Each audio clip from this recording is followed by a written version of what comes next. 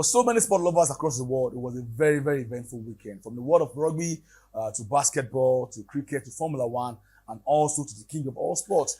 Well, I had a very eventful weekend. Also participating in some personal exercise and also football tournaments, in my own very area. Well, you're welcome once again to the best of the best show anywhere on planet Earth. And my name is Farouk Adetola. They call me the Sports Mamba. I've got the crew here in the studio with me, and together for the next 30 minutes or 35 minutes or thereabouts, we'll be breaking it down for you just like the way you want it. Let me start from my far right. His name is no news to anybody across the sporting world. His name is IBK Sport for Shizu. IBK, how you doing? Good to see you once again, Farouk. How you doing? How is everything? Well, I'm all right. I can see that you're either near here or there. That's my name How now. you talk? Well, I'm neither here nor there, but I'm just my very self. Why? Because of Man United. No, exactly. I don't go past that level. Yeah. So even a 6-0, You know they go past all those kind of All right, I've got my guy You don't here, go the past man that who is Roy, but not keen to listen to anything I say. At this point in time, Roy is never himself. Whenever Chelsea are not doing quite well on the weekend, I don't know how he continuously that get means he's himself. always never himself. He's always soaking. I don't know how. That's I don't know why Roy soak himself into what to do is obvious to so many people. But on that note, Roy, how you doing? You're welcome to the program. Yeah, thank you. It's nice being here again today, and thank God for another day. And I don't want to talk about Chelsea. Seriously, We'll talk about. No, we don't. I don't want to talk about. No. I don't want to talk about Chelsea. I'm tired of the heartbreak. See, there's an extent you can defend a cheated girlfriend, and you get tired. At this point, I've been cheated. Like I've been disappointed so many times. When you have these high hopes that everything is going to turn out good, and then do transfer. I still did transfer last week. From a tribulation of one Chelsea fan to another, Izu, the big man for Shizu, how you doing? Now he one day tribulated. I keep telling him that look, you cannot just come off of that. I told him last week, you cannot say because we had that game against Arsenal that we're back. I've come to understand the fact that we're a team that is trying to get somewhere. Absolutely. There will be a few. There are times where we'll drop off. There are games that will not make sense. But I think we're heading somewhere. We just need to look. Long weekend. We're here. Let's just talk about football. Leave Chelsea one side first. All right, let's leave Chelsea on one side and go straight to something that was so different, so unique over the weekend. Happened in Saudi Arabia. And one thing about Saudi Arabia is that they are trying to bring everybody together on the same platform, whether you're a footballer, a car racer, a basketballer. Once there is one particular sport in their country, they make sure they tap into that opportunity to the fullest. We saw the likes of Ronaldo, Luis Figo, Ray Ferdinand, so many of them, all in one arena watching Tyson Fury square up against Francis Ngannou. And a lot of people are not happy about the eventualities of that bout. On that note, IBK, let's talk about this big bout. Nobody thought it was going to happen because these are two guys from different world entirely. Yes, they do combat sports to many, but this is the guy coming from UFC and a guy that has been undefeated in his career in the world of boxing. Your summation of what happened between Tyson Fury and Francis Ngannou. Don't forget, Ngannou was trained by a man named Tyson, and Tyson Fury was even named after Tyson, Mike Tyson. Well, I think it's more like entertainment. I've always said it that most of these bouts are more of what stickers are in there to gain than what it really is, because you look at Tyson Fury, who more like always coming out of retirement, looks like someone who from somewhere he just comes around to make more money. And Francis as well, he's been there for a while. I've seen how he does at UFC, the way he fights, the way he understands the game itself. I wasn't surprised when I saw the fight.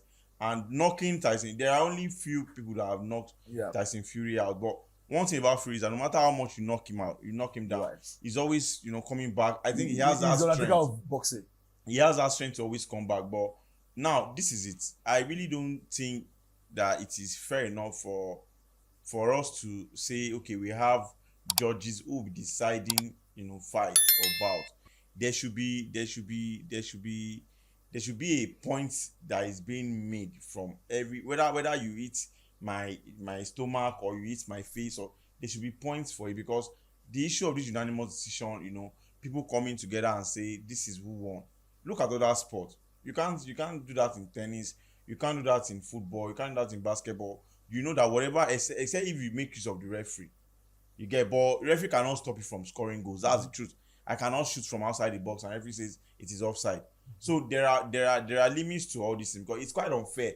Someone who knocked Fury down, someone who made enough punches to his face, someone who tried to bring him down, steady in almost every round to the 10th round. You can even see right here, and we were told that it was a unanimous decision by the referees.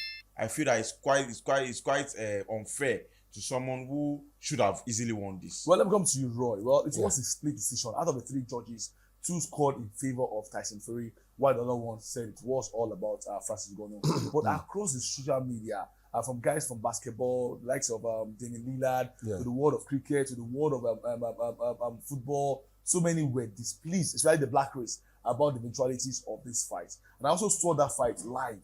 I felt for a guy coming into boxing for the first time in his career, dominated, was not even battered by Tyson Fury.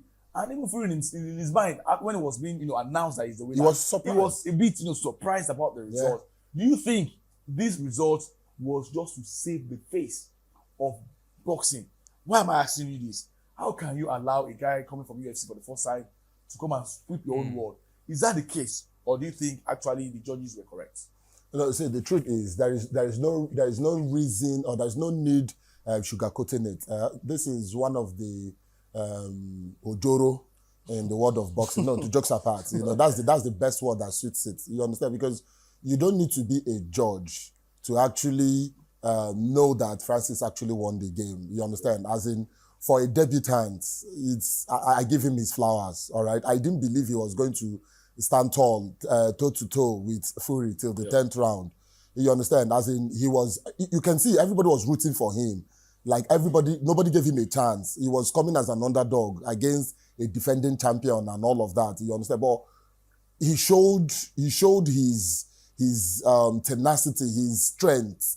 You understand what I'm saying? And he knocked Fury down. Fury has been knocked down 7 times in his entire career, So he shows how good he is. And I'm very certain, like you rightly stated, for me, this is my personal opinion, I feel the boxing world was just trying to save face, and that's what it is. Because if you analyze it properly, I don't know the parameters for judging the points or whatever, but from what I saw, I would say that Francis won it. And going further, I think what they should do is not having human judges, so they can computerize it, whatever that needs to be scored, or whatever the score, how it is being scored, you understand? They can do it like a VAR. There's a better way. You understand? There's a better way because whether you look at it now, the world is seeing it from the racial angle, whether you like it or not. Yeah. They are looking at it from different prisms. That because it's black, because it's African, I'm saying so many school of thoughts are coming out, you understand, based on what happened. But if there is a VAR kind of system that will score exactly, that is automated, that doesn't need to bring sentiment into it. When it happens, the system scores it, and the winner takes it, the loser takes it, and I think that's fair. All right, let me come to you. Is going forward, do you think Francis is going to have got a career in boxing? And also, Tyson Fury, should he just say, if a guy coming to fight for the first time in boxing can mess me up like this, it's better for me to quit than go face Alexander Usyk next year, as well as a certain Joshua who's also waiting in the wings to see if he can pounce on the floors of Tyson Fury. Is it the end time for Tyson Fury? And do you think that Francis Ngannou, with what he was able to do you think he can have a future in boxing? And remember, Mike Tyson said during sparring, when this guy was preparing for boxing, that he knocked out so many professional boxers easily. For Francis, it's unfortunate that the unanimous decision did not go his way. But for anybody who watched the fight, watched clips from the fight, or saw a couple of videos about this fight, you would see that that's why the fact that this guy is a kickboxer. Mm-hmm. You can tell that one about kickboxers, most of them always train to like have stronger legs than arms. Okay. But for this guy, it's clear that I think both of them are very much level. Like, he hits with his hand as hard as he hits with his leg. Yeah. And if somebody like Mike Tyson, who has done it time and time and time again, and professional boxers will come out and say, okay, look, when this guy is sparring, it's no joke. This fight, is proof enough that, look, if people would bet on this guy, if people would give him a chance to say, okay, look, how far can you go in boxing? I think he has a career in boxing. I'm not going to lie to you, because he had his guard up when he was supposed to be up. When he saw the opening, he took it. You can tell that he was very calculative on his feet. So I think with the right setup, with the right commitment, he can go as far as he wants to in boxing. Now for Tyson Fury, boxing most times is about bragging rights. Yeah. So is that a question he will need to ask himself? If he decides that, okay, look, I fought this guy and I know where I am now as a person, because you can deceive every other person, but you cannot deceive yourself. If somebody to go and tell your trainer that, look, I can win this fight, I can fight Joshua, I can fight Usyk, deep down in your heart of hearts, you know if you are still where you used to be when it comes to boxing. But the problem I have, I don't know if it's a problem. The thing with Fury is, when you think he's down and out, he will just come back from nowhere and shock the entire world. So I don't think it will be, knowing his history, I think it's too early to count him out. He can come back and have one very insane fight with any other person and come out tops and put up a very good fight. So I don't think Fury is the kind of person you want to count out. Okay. All right. Well, Fury himself said that of all the fights he has fought in 10 years, this is the most difficult fight he had in his career. This is his peak, and also a shade on likes of Deontay Wilder, who he was able to beat twice. I think it's just PR. No, it's not PR. It's not PR. It's not PR. This guy. I've always said that Wilder has a lot of disadvantage, especially with his thin legs. I'm sorry to use that word, but Wilder. And one thing about boxing is that your leg must be able to withstand time. The pressure. I think that's the advantage Fury had. Because once your leg cannot carry you, But this leg carried Deontay Wilder against every other opponent except when he met Tyson Fury. I think it was just him fighting a better boxer. It was just him fighting the legs of Tyson Fury. It was also skinny. No, one thing about Fury is that Fury will probably be taking you round the rings. That's exactly. That's it. You get easily taking you around the rings, but that's what it is. Well, anyway, let's just move away from the world of boxing. But big ups for Francis Ngannou, who for me, defied so many odds and stand to be counted on a day where so many people wrote him off. Well, for him, he's already secured partnership with a UFC. He wants to go into something different, and if it is boxing, he chooses to go in for the future. I think that this guy has found where to pitch his tent against. Yeah, he has a future. Definitely, everybody in that category will never scared of this Cameroonian nightmare. Talking about Francis Ngannou. Now, let's go to where I don't want to go. Well, I didn't set up this rundown. It was a work of my producer as well as Roy himself. And the first pick of the review for the weekend is Chelsea against Brentford. It's not gonna news that Chelsea have only won thrice, in the last 1 year at Stamford Bridge. It's also no news that everybody can come here and to Stamford Bridge and destroy that place. But one thing is for sure, that Chelsea are a team that have gone back. If you are looking at the last match, to what they did last season, play, and no pattern of direction. And it was a very, very bad performance from Chelsea, whether you want to accept it, against Brentford. I will not start from the two Chelsea guys in the house. Let me start from a man that also lost over the weekend, dominated for 70 minutes, but it was a man, we call him the Bellman, Jude Bellingham, that struck like a bee. But Chelsea, stay with Chelsea at this point in time. Chelsea, as usual. Well, I think it's more of what were they expecting Brentford to put into the table. Yeah. To be honest, I think Brentford they are honestly missing what's his name again? Ivan Toney. It's very obvious, And their conversion has been not been the same way it should be. But all credits to Wissa and Mbeumo. They've been fantastic. Absolutely. They've been able to fit in to issue as much as they might not fit in well, but they've also shown that they can always be called upon. And that's why you can see Brentford already talking about maybe Tony going to other club and the rest. But Chelsea knew what Brentford would bring to the table. Yeah. As much as they were struggling, they knew that Brentford are a very tactical side, a side that probably will run you rounds till 90 minutes. That's work. I remember when I'll say that when we were talking to Frank Onyeka, and we asked him the way Brentford plays, what's the training like and everything, and he said that if you look at it most times, when they put about 9 men behind the ball. Do you understand? They put, you can see the number of people. Like you probably be running. They attack together, defend together. So they are a very disciplined side. So and as much as they are very disciplined, they have fast attackers. Mbeumo is so fast. Yeah. Wissa is pacey, and you have Jensen, you have Damsgaard. These guys are players that they will all they show you their qualities on the field. So I think Chelsea they need to understand that now we when we want to win games, we win it. But consistency is the only reason you'll be pushing for top 4, because if you are not consistent, you won't find yourself at the top 4. You might win games today, lose tomorrow, win 2 games on the bounce, lose again. But how consistent can you be getting this point? If we continue like this, and Nicholas Jackson, I saw what I saw in the preseason. To be honest, I felt this guy was going to ease pressure off whoever is scoring goals for Chelsea before. But it isn't the same. And to be honest, if they knew that this guy wasn't as good as he was at the preseason, maybe they would have just said, "Oh, Lukaku, I think we should just let's have a relationship." I think Lukaku is a no-go area for Chelsea. I know, it's obvious that they will not but play Sheriff, Chelsea. I say, sorry, Farouk. The thing is that the thing is that if you look at it very well, Chelsea are playing. They attack a lot. They create chances a lot. But how well can they convert their chances? In the end, if they have someone like Lukaku, and what Lukaku lacked when he was at Chelsea, Jackson is enjoying it. They barely create chance for Lukaku. Under Messi Mount, I know how stingy Messi Mount was at Chelsea. Always looking for glory. Always looking for how to score himself. But look at the number of ball they give on plate for Nicholas Jackson, and he doesn't convert it. Modric is there, still this inconsistent performance.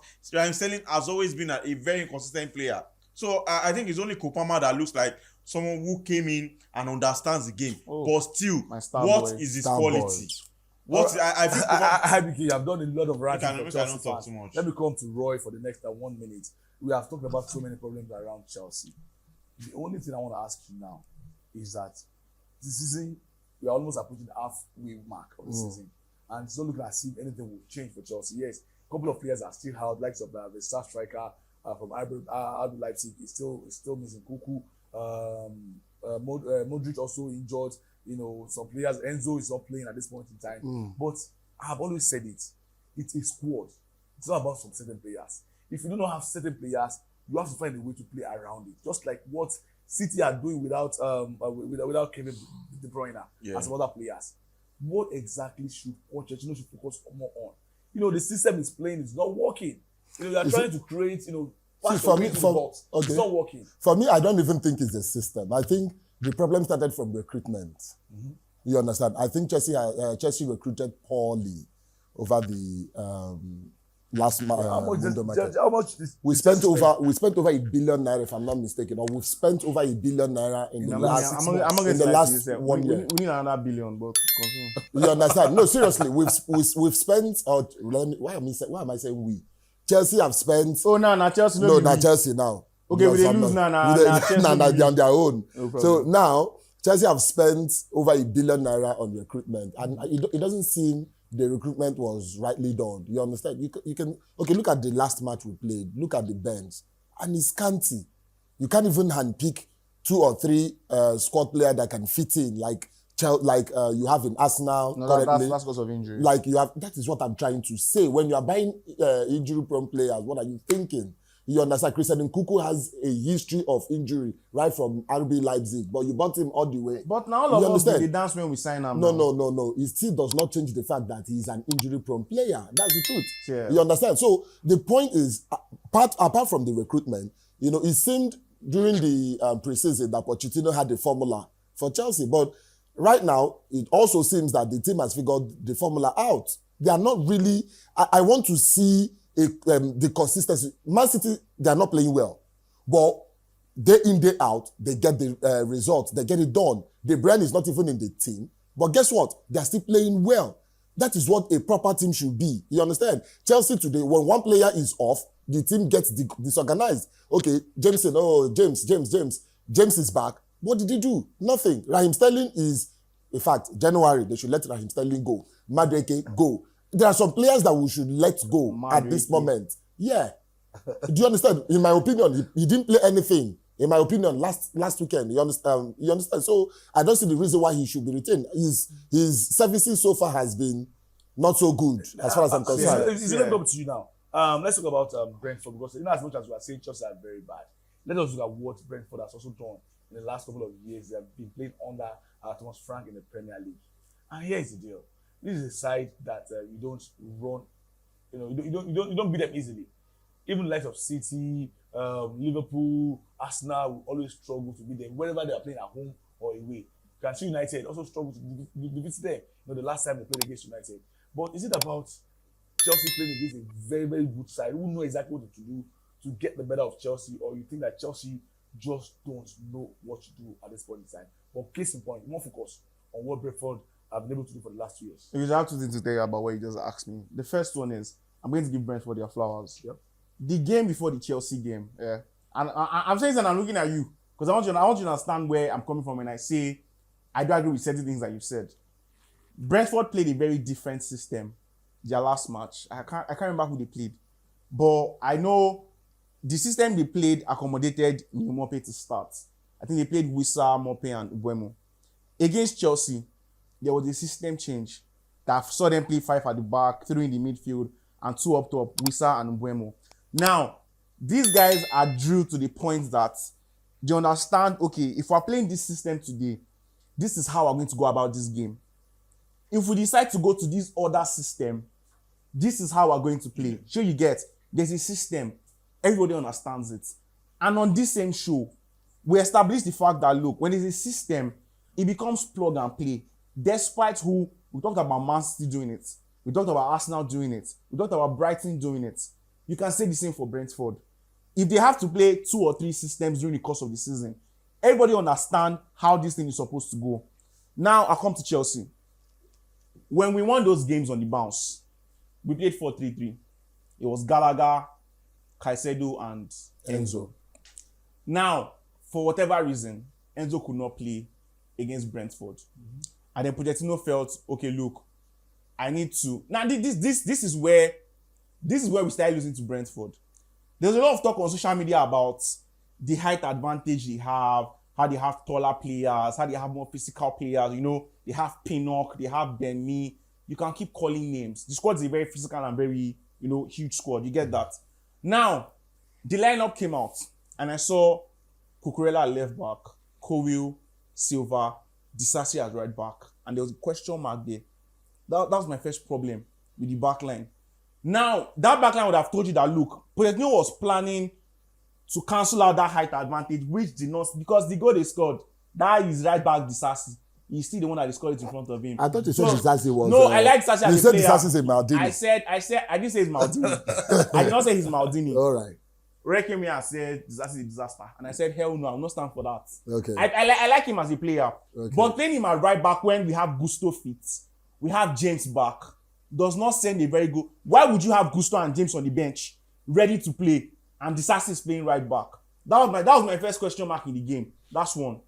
Secondly, that now changed a lot of... The midfield was now Caicedo and Enzo in the pivot. Sorry, Caicedo and Gallagher in the pivot. Kopama as a 10. Then Sterling, Jackson, and Madueke. You see all of that thing we had been against Brighton, Fulham, Burnley, and all of that. The system has changed. These guys are just starting to adapt. Even against Arsenal, it was the same system, which they executed to a T. There was no... See, they crossed all their eyes. Sorry, they crossed all their T's, dotted all their eyes. They got it down to a T. Mm-hmm. And it worked for some, until we messed up with that Sanchez and all of that. Let's move past that. This is the thing that they were starting to understand.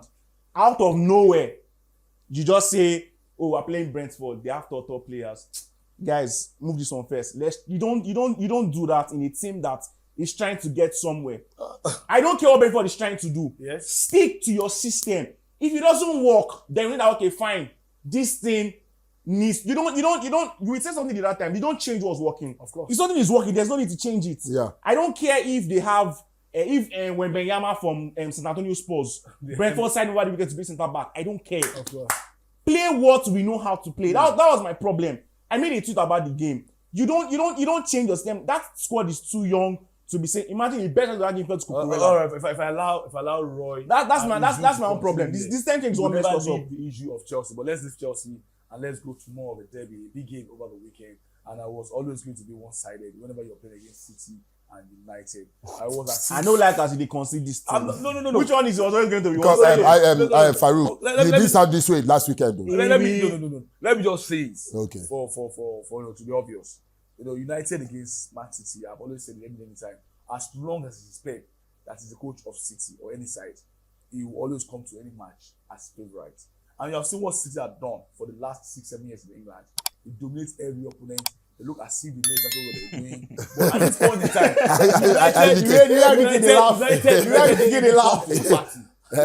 they came to the party, hoping that the man upstairs talking about Sabo shouting who they were, doing so many things for, would come to their rescue. God forgive me. God forgive me. Was it not? I was not going there. The same Sabobi did it for them. The man don't sit tired for that chair. The man have pity the man. Make him go rest.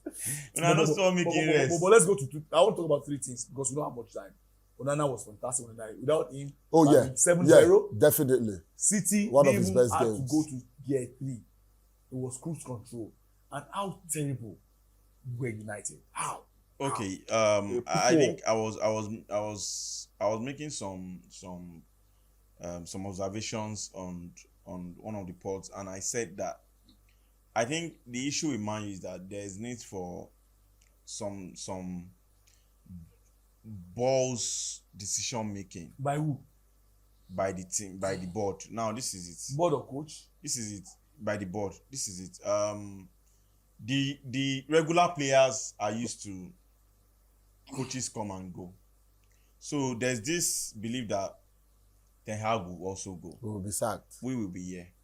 I've said it that I don't want to continue blaming the likes of Rashford, Dalot, Martial. These guys have been at United for over the years. Now, because in the end, what foundation did they meet growing as a United player, as a United legend to be? What foundation did they meet? Compared to, I always say that Darren Fletcher wasn't really a fantastic player to me. John O'Shea as well wasn't all that. I can mention a lot of past United legends that were West Brown, even Johnny Evans that were probably, if you go to another team, you see how exposed they are. But because they met something big, they understood the fact that United were a traditional club that would probably win, that wants to win almost all the games. The likes of Rashford didn't mean that. They met a United in shambles. They met a United that started changing coaches here and there. They met a United that probably doesn't have a leader. But should that be an excuse for the players? Farouk, that's what I'm saying, that most of these guys, they are still looking at United as probably a Tottenham or maybe Napoli. No, I don't want to. I don't want to. Maybe Napoli or the rest. I feel that these guys might have the talent, but the system, the foundation they met is still the reason they are doing this. In my opinion, a lot of people have said that United have a lot of crises in them. Definitely. But if the board have spent over 350 million for Ten Hag, who have gotten players he wanted, it was not forced on him, and he continued to play like this when he could see what Ange, the coach of Tottenham Hotspur, under 6 months. Look at, he knows exactly what he's doing. Look at the coach of Aston Villa, Henry. He has the style he's playing. Look at another the coach of Brighton. He has the style he's playing. How long would you want to give? Because I'm tired of people saying it's about the board. The club is not okay. No, for me, I have not. I don't think. No, is it wait. the coach? Is it the coach? No. For me, it's not. That's what I'm saying. For me, it is not a system thing, like a coach from the coach's angle. I don't think it is, because it is. If you've cast your mind back, it is the same set of players Ole Gunnar Solskjaer played with, right? And won how many games? 15 and 16 games on the stretch. Am I correct? Yeah. Bring it forward to Mourinho. No. So what's the problem? Van Gaal. No, not Van Gaal. It was that Gengen presence. Sorry, what's his name? Ragnick. Ragnick. It was this same set of players, and they all played well. Yeah, you can say one or two.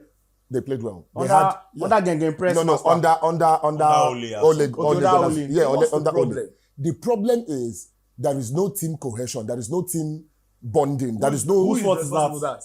Whose fault is that? Am I supposed to? I don't think it that. I don't No, think. no. I want to, who is supposed to supply them team bonding, cohesion, and team play? Okay, so Now Glazers go.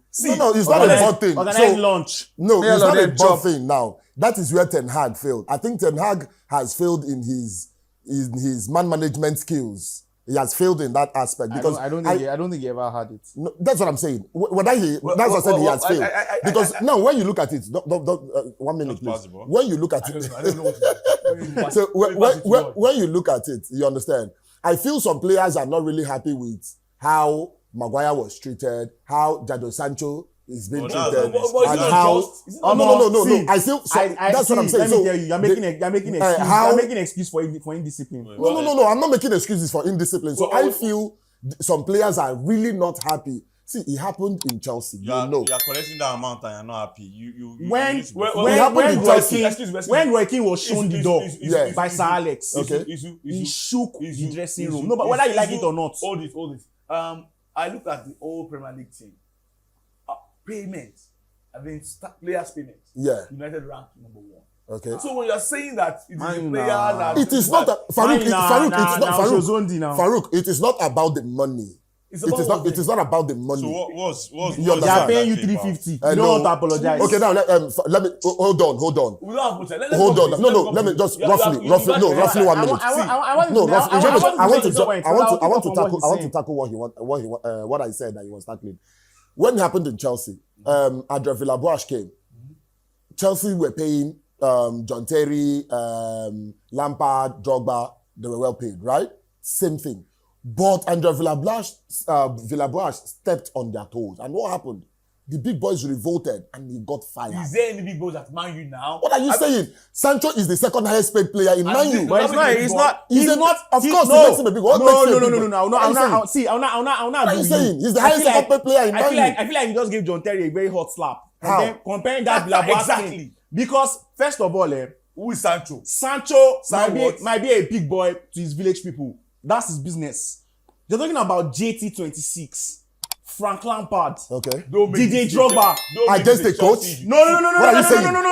Against the coach? Wait. When he says the big boys revolted, Yeah. these are players that carried that club on their back. Does that make when the revolution does that of the change club the started? fact that What you has are Sancho? revolting against your boss? What has Sancho done at Man U to make him a Man U big boy? That's my question. When players like Drogba tell you this thing, see, nobody understand his point. Hierarchies. Anyway. Understand his point. Nobody at Man U right now understands the culture of the club. Like the core of Manchester United. That's what I said. You cannot point at one person that can say, okay, look, That's what I said. this is how this club likes to play. These are the players. Remember when we were selling players as if maybe we packed them as Katangwa this at the beginning of transfer window.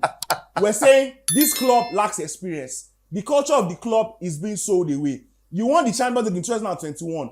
More than, in fact, 8 of those players, we've sold them. We're left with Rich James, Chilwell, I think Thiago Silva, and Kepa that is on loan now. You get my point.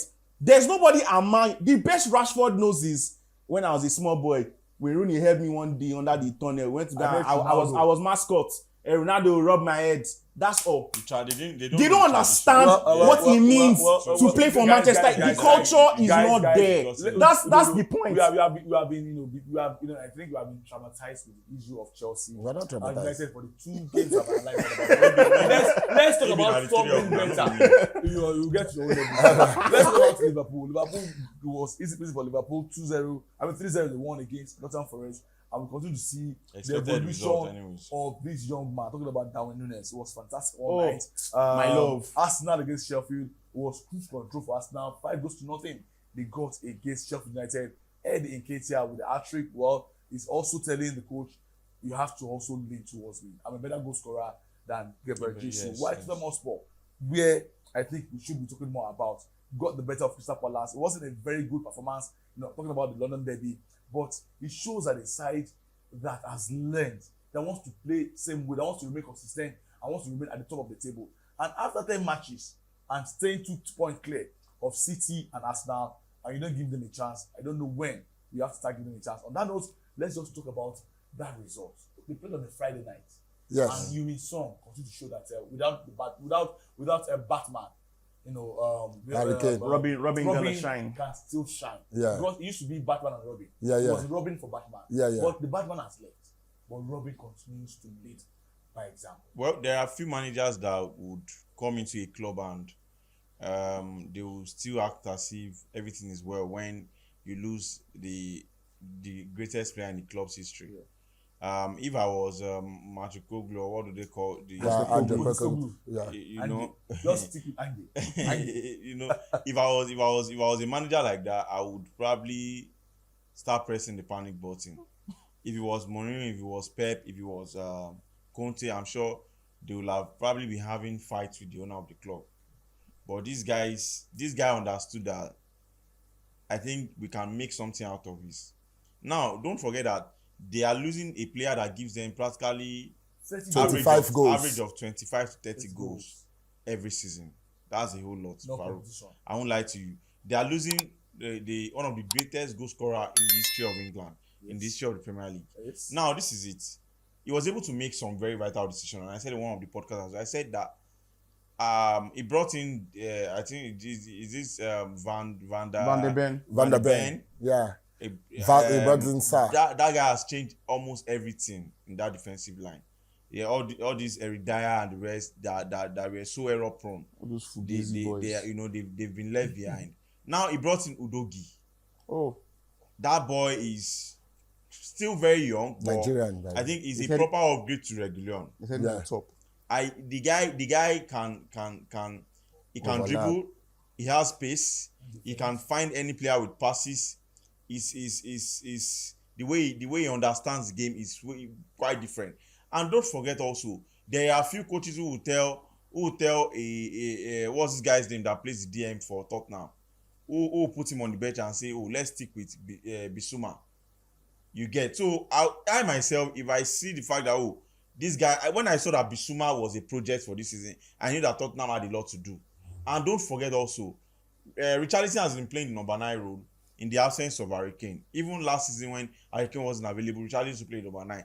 But the guy understood that Richarlison probably likes his conversion rate is not as good as what Harry Kane will give you. It's not good. Hold on. And Richarlison is naturally a left winger. I've always said he's not a 9. Because he plays there at Brazil is very different. He understood that Son is a Son will probably convert a chance for you. No chances, yeah. And he exchanged them. He said, oh, you know what, Son, play the 9 role. Let Richarlison play the left role. And since he made that decision, It has worked wonders. it has worked wonders for them. Well, thank you very much, IBK, for breaking it down the way it is. One word on Arsenal. Do you think Arsenal are the real deal? Yeah, of Because course. At this I was point, still asking this sincerely, at this point, I would want to say they really have the last opportunity. This probably should be their last opportunity to cross the line. If they don't cross the line this season, they should forget it.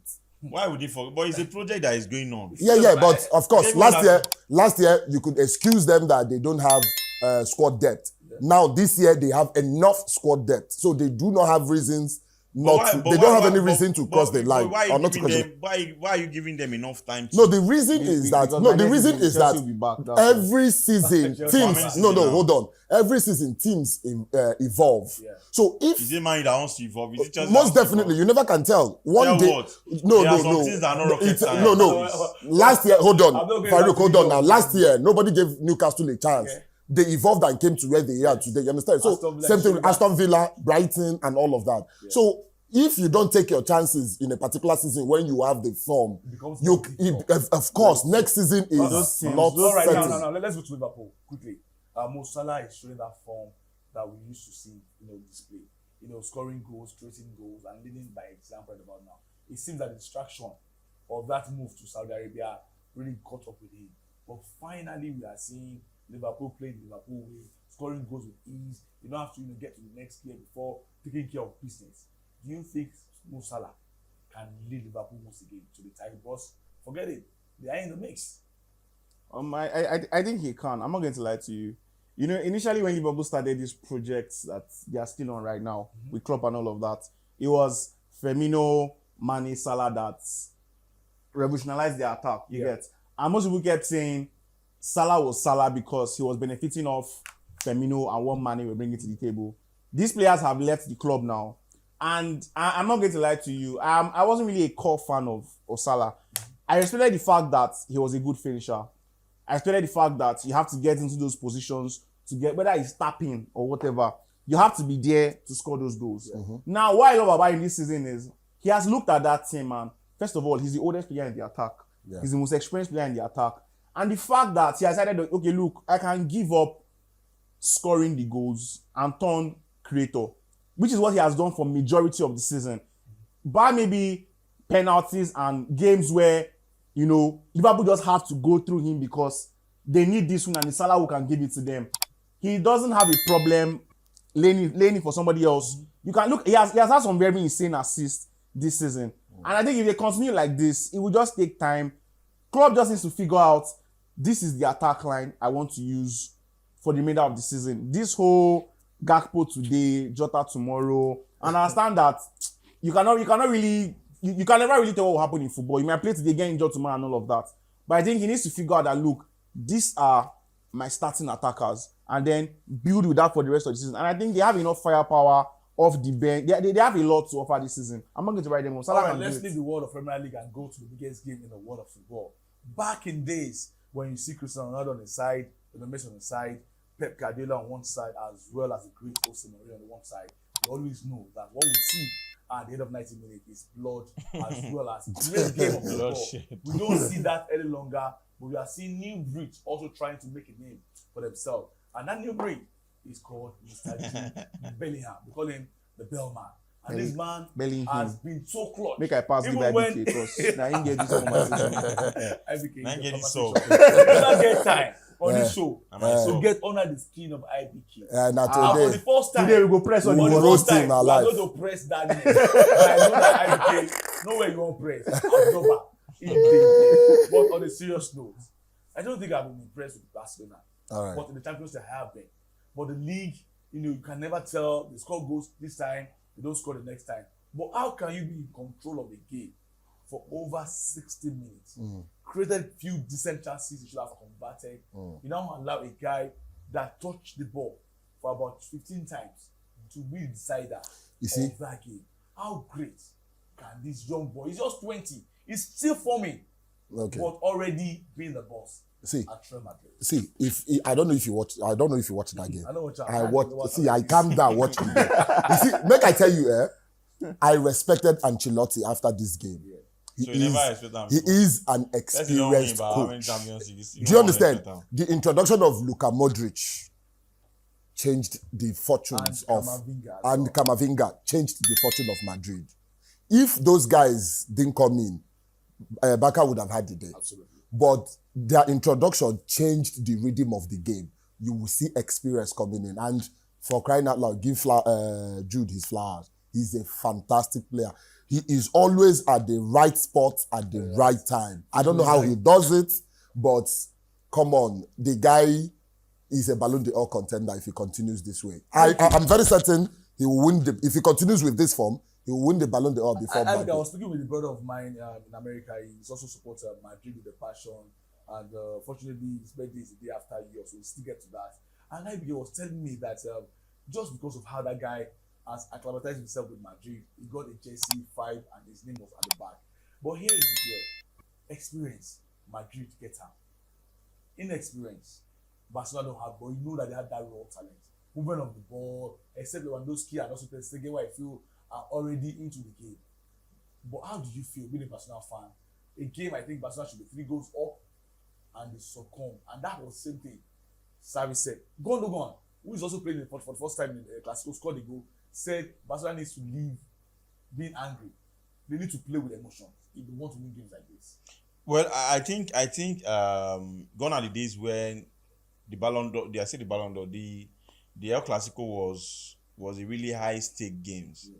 I remember when Jose Mourinho said something when he got the job of Madrid. He said he realized that the likes of Ramos, all these Spanish players, a lot of them are more like friends with Barcelona players like Xavi, Iniesta, Casillas and the rest. They are even on the same WhatsApp. You can read the interview online. You can see it. And he said that he understood the fact that these guys, they see Xavi, Iniesta, all these guys as friends. And to be honest, now when you carry some things for head, you go begin get results. And he had to tell them, He crossed them. You can't. These guys are wiping you almost every season, and you are calling them your friends. 4-0. Do you understand? He said they are not your friends. See, you should understand that they are not your friends.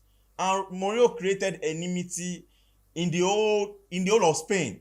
In fact, it was so bad that the Spanish national team coach we're asking Mourinho started telling the Spanish FA to get Mourinho out of Spain. Yeah. Yes, true, it of got course. that bad. They could, even Yes. when they come for national team duties, they don't talk to each other because Mourinho puts in a lot of things in their head. And even Drogba said it before as well. Mourinho is a psychologist. You put it in your head. And that was what happened. You know, when I say games like this, the Barcelona I know, the Pep Barcelona that I know, cannot be leading 1-0. And in split seconds, the game is over. It's not possible. I know Barca to be a team that retains the ball a lot, that frustrates the opponents with ball retention. But I didn't see that in this game. They kept looking like a team that would score, but the conversion rate was as well very poor, like Farouk said. These games are games that are priority. These games are bragging rights. When you understand as a Barca player, you are coming into Spain, you know what the El Clasico brings. You know what it means. But look at it. I know it might not be Camp Nou, but the fact that you are playing at home, you call the place your home, and Madrid coming there to beat you, it's a total insult. And I will say that the quality is still not there yet. I feel that there's still need for proper recruitment.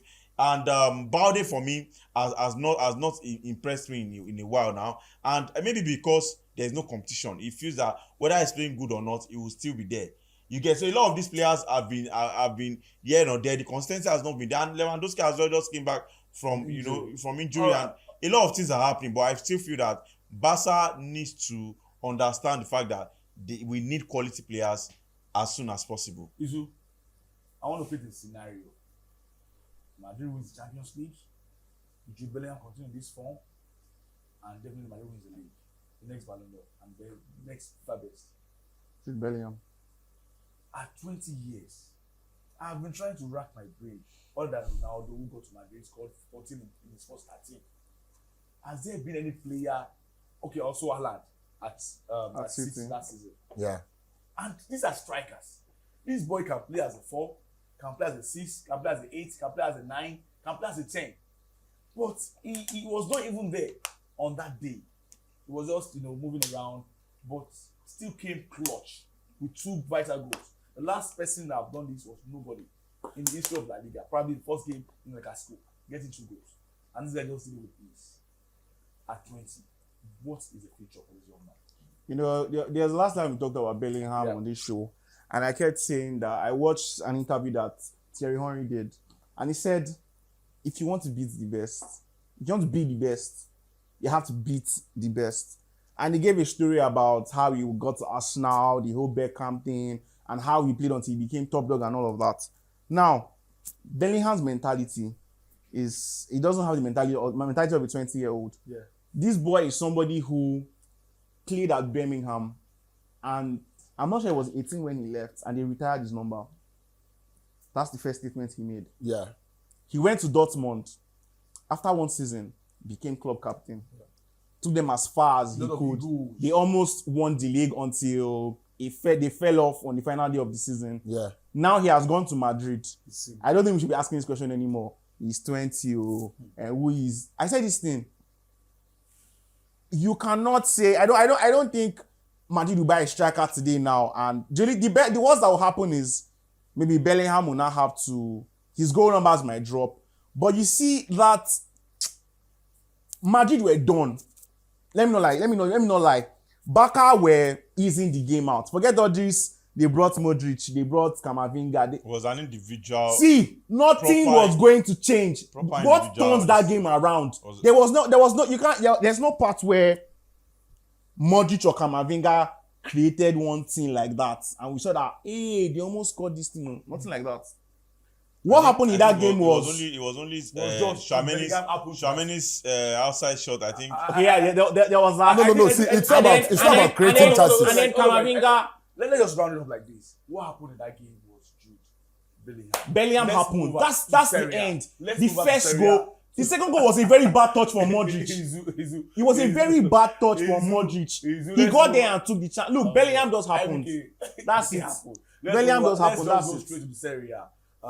For that, we had there's a center back at the top. Girona will come back one day and talk about Girona, what they are doing in La Liga. To me, is no longer. They are the Leicester. They are the Leicester we'll have a day to talk about Girona of La Liga. And also the NBA. We'll talk about it one of these days. But let's go straight to the Serie A. Fantastic ball is being played at Serie A. I've said it for like 2 years. Arguably one of the best places to watch football. It was a derby. It was a big game. Inter Milan against Roma. I always knew it was going to be about Inter Milan getting better of Roma. We go to nothing that happened. And also Napoli and AC Milan. That was a game of the weekend anywhere in the world. AC Milan were cruising. Giroud, very much underrated. We said that before coming to the studio. And scored 2 vital goals with his head, same way, same position, same result. And all of a sudden, Napoli, Raspadori, got them out of jail with a fantastic four-place free kick. Serie A. Too many people don't talk about it, but this is a big advertisement for Italian football. Well, I think Napoli winning the league last season was down to the proper effort of Victor Osimhen and I forgot how to pronounce his name. But in the end, Osimhen has been out for a while now, and we can see how they are struggling. But my take is not even about Napoli; it's about AC Milan and Pioli. I've said it on this show before that there are few coaches that would have this number of talents available to you, and you don't maximize it. Absolutely. They played the Milan derby. You saw the embarrassment. Mm-hmm. They played the Champions League. You saw the embarrassment. Mm-hmm. This game as well, they were leading. They were comfortably leading. Fine, you are away from home, but that still didn't change the fact that you have control of the game. Mm-hmm. You know, Giroud coming in clutch again, scoring 2 goals, making statement once again that forget that I'm old or something, I can still do it. And then out of nowhere, Napoli came back into the game. So I feel that AC Milan, they've shown that they are a team that is ready to take on other teams, but they need now. This is it compared to Man United. This is where you actually need another tactical genius to come into the fray, because you can see the setup, you can see the talents that are waiting for you, and you are still not getting result with that. I think for me, Pioli, I won't be surprised if by the time I leave the studio, I'll be seeing news of him being sacked. To be honest, I won't be surprised. No, but I don't think. What you just said seems as if you underrated Napoli in the whole thing. Napoli is a very good. Any decent side, you cannot be leading. You are leading to. No, but you are playing against a decent team as well. So you can't say that. A decent team that has lost the players they used to win the league last season. Who? Kim Min-jae, Osimhen is not available. Okay. You understand? They didn't feel their best. I think it's more like a 2-point drop for AC Milan, because how can you drop 2 goals and allow you? If it was 1 goal now, fine. Playing, 2 goals. You know, they were in dominance. You know, they were dominating and they were playing quite well. Unfortunately, they just could not hold it down. Well, big credit to Napoli, who came back from the dead to get a 2-2 deserved draw in that one. Inter Milan continued to score. Roma will really struggle against the big side in the Serie A. Inter Milan, like I said, the likes of Juventus, they're doing quite well also in the Serie A. But now let's leave all these 1 or 2 stories about footballers and also teams. Let's go straight to the awards. Well, like we also already said, it's longer news that Messi has been crowned the Ballon d'Or, 8th time the winner. But I listened to so many interviews, you know, in this Premier League, some managers, some past players saying that if they were Erling Haaland and fails to win the Ballon d'Or, he will never attend that Ballon d'Or ceremony. And let's be sincere. We have seen World Cup winners win the Ballon d'Or in the past. Mm-hmm. But those guys that won it, playing for the national team, all right, in the World Cup year, also had huge impact for their club in Europe. And let's be sincere with ourselves. How can we say out of the 9-month calendar for footballers, we use just 4 weeks, and I want us to do this quickly, 4 weeks of football, because of FIFA, and say this guy should win the Ballon d'Or? You have Let me start with IBK. Oh. Because I know he likes Messi. I don't know whether he's going to support Messi at this point in time. But how can we just say 4 weeks out of 9 months will determine everything about Ballon d'Or? And knowing fully well that Ballon d'Or is organized in Europe. Farouk, I'll call it being unlucky to Haaland. I won't say being unfair. Now, when I mean being unlucky is the fact that I always say that awards are popularity contests, whether you like it or not. Should it be justified? It shouldn't be, but in the end, the reason for award is a popularity. I don't think it's a measure of them appreciating you. That's what I would say. No. I totally disagree with you on this. If I'll say it again, if it was Ronaldo that won the World Cup, I don't care what any other player wants to do. Ronaldo will be given the Ballon d'Or. So, Haaland did incredibly well last season. Still doing the same thing this season. Haaland, does he deserve the Ballon d'Or? I think he deserves it. I think he has done enough to deserve the Ballon d'Or. Does Messi deserve the award? I think he deserves it. I think Messi had huge impact with PSG last season. It's a lie. No, As much as no, wait, IBK, no. See, I agree with you. See, let's. I've Farouk, watched Messi all of my life. See, should I show you Messi start last season? what was the start? No, see, let's. Don't bring out your phone. We all know it's in our head. No. Messi didn't score 15 goals all season for PSG. Yeah. 16 assists. Messi, He has 16 goals, 16 assists. in I the don't league. understand. I don't understand. Is that bad? Is that enough to win your world best? Not in the league. It's not competition. Goals, even ordinary strikers in EPL scores. What are we Not in the saying? league, Farouk. See, any other year, Okay. any other season, Yeah. if there was no World Cup, Okay. if the World Cup did not happen, Yeah. see, Haaland would have won it. Haaland would have won it You say- without any shadow of a doubt. He would have won it. That is what I'm saying. Now, Yes. that's what Farouk is saying. Yes, The yes, 4 yes, four yes, weeks yes, is yes, not yes, enough. There's that. 4 weeks is not enough. The question is, look at what Messi standard. Let us look at all the players that have won Ballon d'Or, even when they didn't win the World Cup or when they won the World Cup. Club-wise, you are playing in PSG, and for back two years back to back, they failed to qualify from the round of 16. From the group stage. Messi failed to score in the round of 16 in the Champions League. Messi scored all competitions, 16 goals and 16 assists. In a season, in a league where he's supposed to be dominating. I'm sure he will even be ashamed of his record. A guy that came into the Premier League for the first time in his career, broke all records in the Champions League. He was highest goal scorer in the FA. He was highest goal scorer. 1-3. Come on. All of that. See, let me explain. See, Haaland has all of that going for him. No doubt. It doesn't change the fact that Which one? No. See, Messi went to the World Cup. Farouk. And won the World Cup. Farouk, See, I'm not going to lie to you. I'm not going to lie to you. Hold on. I'm not going to lie to you. That's 16 goals that's and 16 assists. Farouk, I don't like putting sentiment into issues, all right? We are all being sentimental here because it is Messi. Is award not sentimental? No. It's not sentimental. It should be about fact. It shouldn't be about sentiment. Is it not No. voting award? That's what I'm saying. You know, let's go. Is it not a voting award? So what are you saying? The truth is, let me start with Roy now. okay, the truth is, what is your honest opinion? my honest opinion is that, with all due respect to Messi and what he has achieved and what he represents in football, this year, hello bro, you don't deserve to win it.